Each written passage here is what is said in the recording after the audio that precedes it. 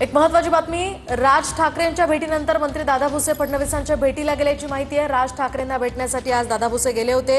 हिंदी भाषेत सक्तीवरून दादा भुसेंनी राज ठाकरेंची भेट घेतली आणि या भेटीनंतर आता ते फडणवीसांच्या भेटीला गेलेत।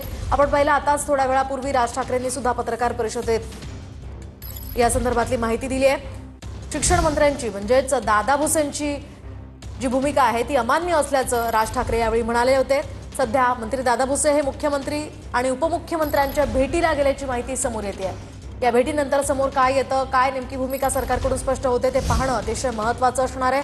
6 जुलैला राज ठाकरेंनी मोर्चाची घोषणा केलेली आहे। सगळ्या राजकीय पक्षांशी आपण या संदर्भात बोलणार असल्याचं सुद्धा राज ठाकरे म्हणाले। दुसरीकडे मंत्री दादा भुसे आज त्यांना खरं तर बोलण्यासाठी त्यांच्याशी आले होते, मात्र त्यांची भूमिका अमान्य असल्याचं राज ठाकरे म्हणाले आणि त्या भेटीनंतर आता दादा भुसे मुख्यमंत्री देवेंद्र फडणवीस आणि उपमुख्यमंत्र्यांच्या भेटीला गेल्याची सध्या माहिती मिळते आणि या भेटीनंतर समोर काय येतंय ते पाहणं महत्त्वाचं असेल।